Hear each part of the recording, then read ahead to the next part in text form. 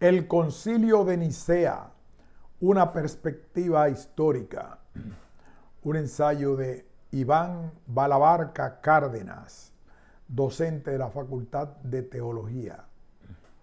Fue en el año 320-321 después de Cristo cuando Alejandro, obispo de Alejandría, convocó en dicha ciudad a un concilio al que asistieron más de 100 obispos de Egipto y Libia, todos con el objetivo de anatematizar a Arrio de Alejandría. La razón principal de esta actitud por parte de varios obispos de Roma es que Arrio negaba tanto la Trinidad como la divinidad de Cristo. Finalmente, Arrio fue separado y viajó a Palestina y después a Nicomedia. En ese tiempo, Alejandro publicó su epístola encíclica, la cual fue contestada por Arrio. A partir de aquel momento se hizo latente la polémica acerca de la naturaleza divina humana de Cristo.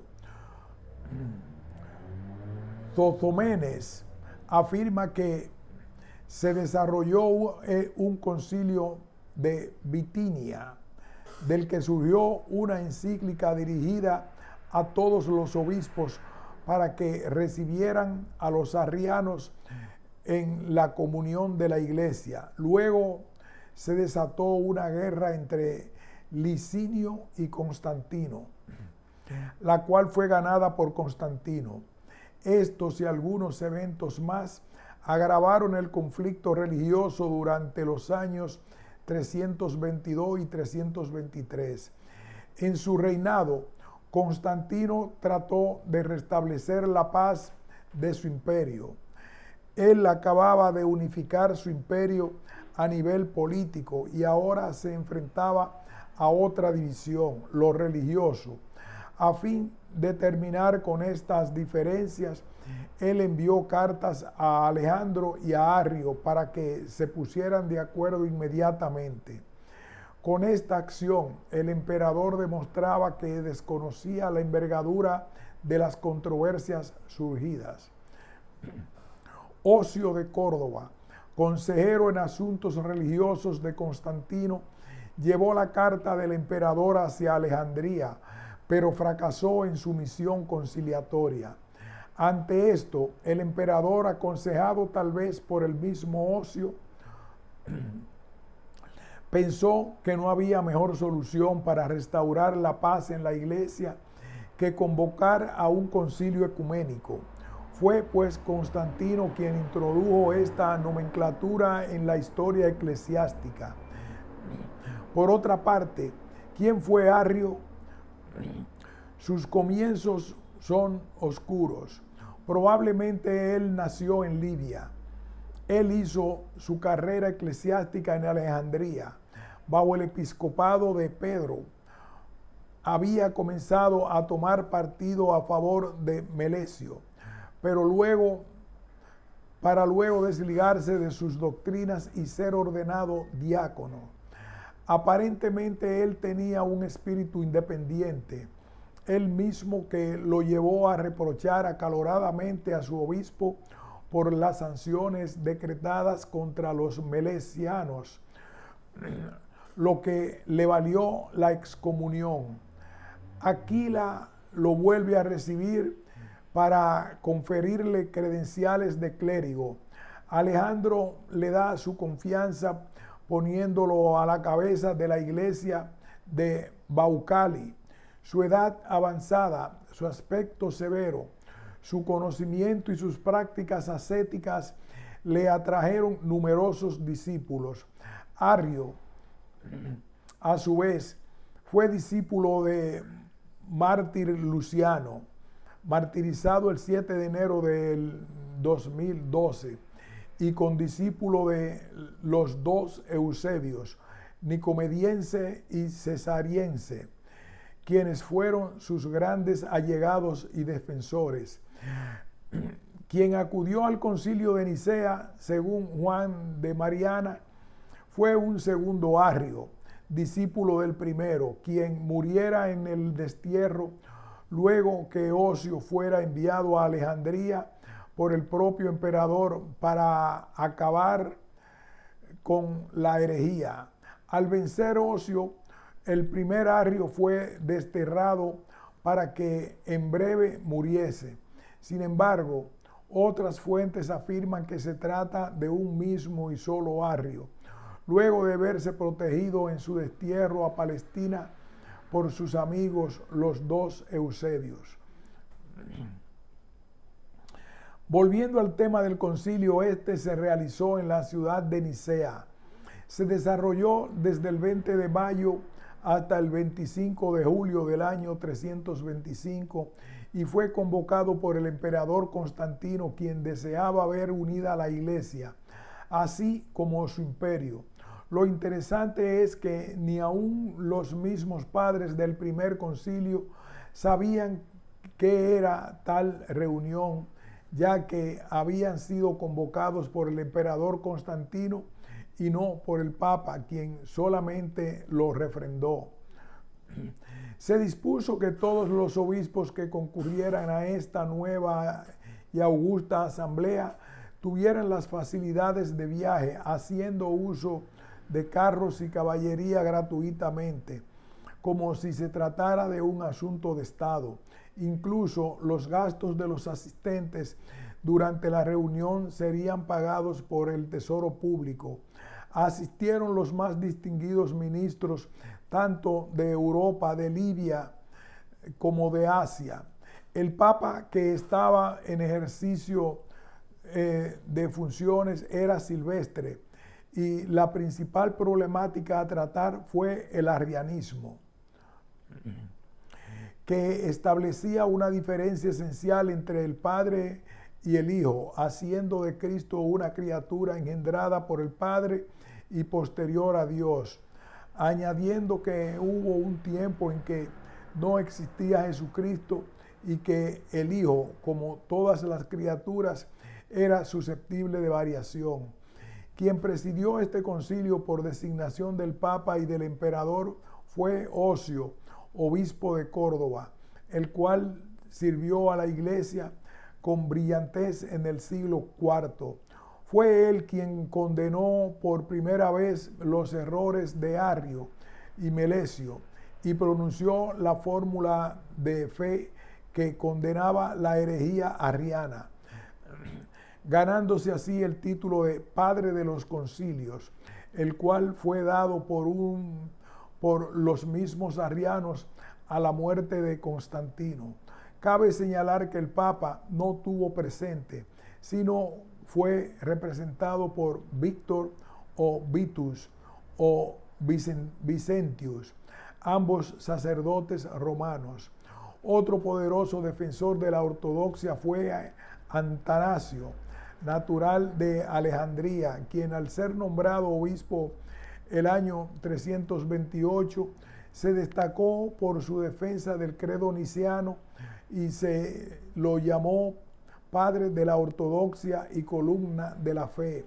Otros hombres poderosos de esta etapa del cristianismo fueron Basilio el Grande, Gregorio Nacianceno y Gregorio de Niza en el oriente, así como Hilario y San Ambrosio en occidente. La primera sesión del concilio fue netamente ceremonial y Eusebio de Cesarea la describe con gran complacencia. Los obispos tomaron asiento a derecha e izquierda de la sala y esperaron la llegada del emperador, el cual fue recibido por todos los asistentes puesto de pie. El emperador entró vestido de púrpura y refulgente de oro, semejante a un ángel celestial de Dios. Luego que el emperador Constantino diera un breve discurso, las sesiones se iniciaron a fin de completar la agenda que les atañía. Un dato interesante es que, según Barcia, fue en ese concilio que se impuso un castigo a los cristianos, quienes luego de ser bautizados entraban al servicio del ejército. Además, se pusieron de acuerdo en fijar la Pascua el 21 de marzo, uniformado la fecha de celebración. Este concilio definió la posición ortodoxa acerca de la divinidad de Cristo mediante el uso del término griego homoousios, en el sentido de que Cristo, como el Hijo de Dios, era coeterno e igual al Padre, puesto que era una misma sustancia o esencia. Pero la discrepancia siguió entre ambos bandos hasta el concilio de Constantinopla. Las discusiones en Nicea fueron tan acaloradas que el mismo Nicolás de Mira, luego llamado Nicolás de Bari, fue quien posteriormente fuera convertido por el folclore moderno en Santa Claus, abofeteó a Arrio por la tozudez en sus creencias.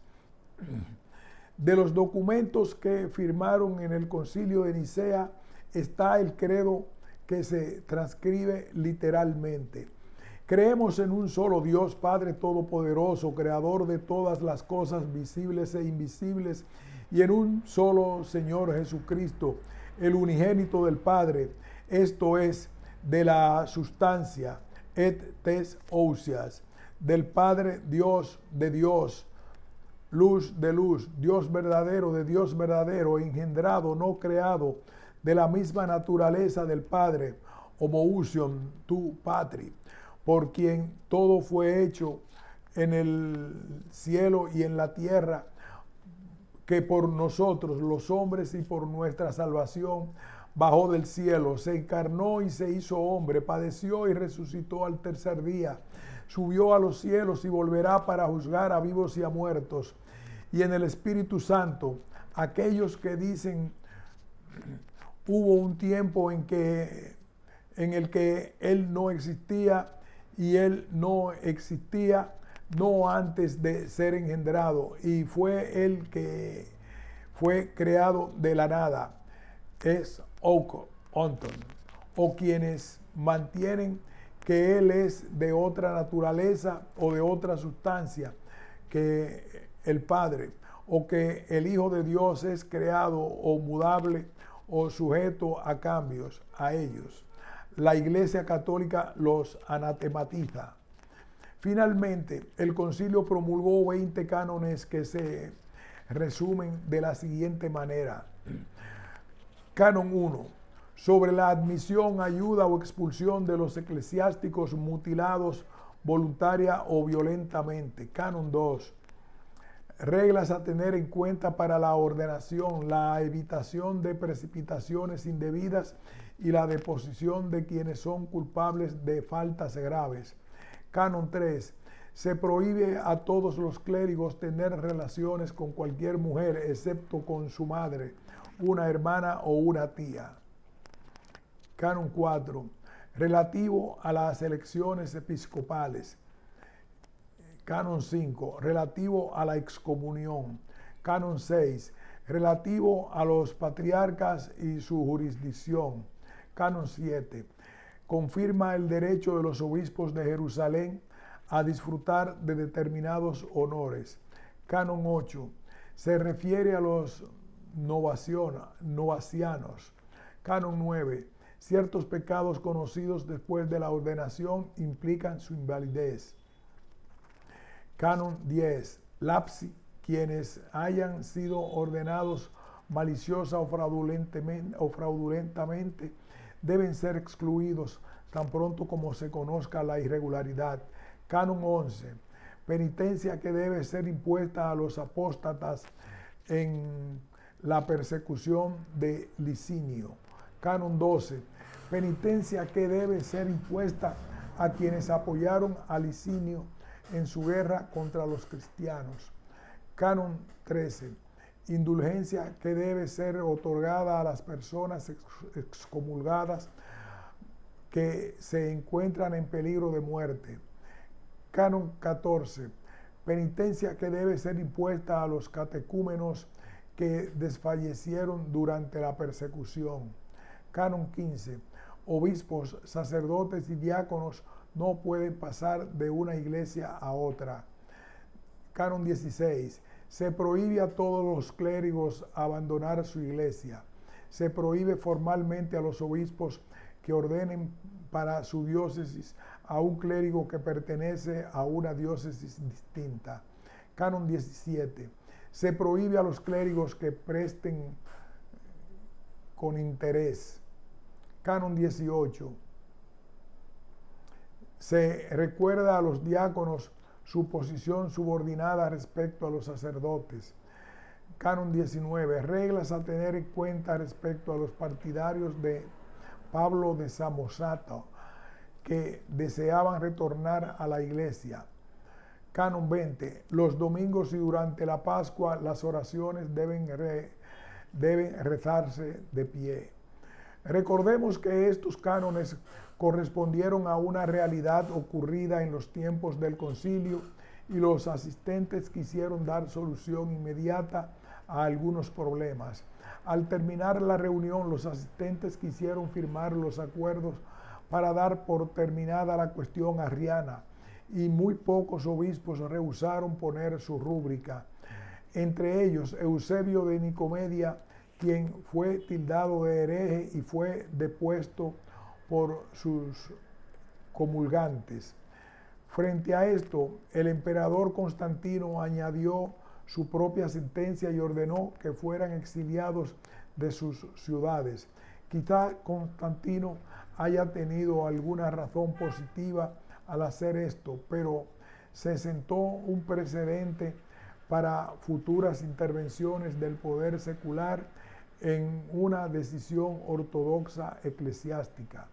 Al terminar los debates y el concilio, el emperador convidó a los invitados a un gran banquete, ya que la fecha era cercana a su 20º aniversario de su subida al trono imperial. Los registros que quedan dicen que el espectáculo fue tan fastuoso que algunos se preguntaban si no estarían ya en el reino de Dios. Al término de estas fiestas, se despidió a los asistentes de este magno evento. Conclusión: el concilio de Nicea marcó el inicio de la penetración imperial en la administración de la Iglesia cristiana. Se gesta así la unión entre la Iglesia y el Estado, trayendo serias consecuencias posteriormente. Muchas prácticas antes desconocidas por el cristianismo se introdujeron a partir de esta fecha, desde el agua bendita hasta el aro de matrimonio, a fin de hacer más agradable la nueva religión a los paganos. A nivel cristológico, el Concilio de Nicea sirvió para unificar las diversas posturas teológicas sobre la divinidad de Cristo, hasta entonces aceptadas por sectores eclesiásticos. La libertad hasta entonces ganada con sangre se estaba perdiendo en pro de favores y regalos. En contubernios con el Estado, la libertad moría entre aplausos. Fin de este ensayo.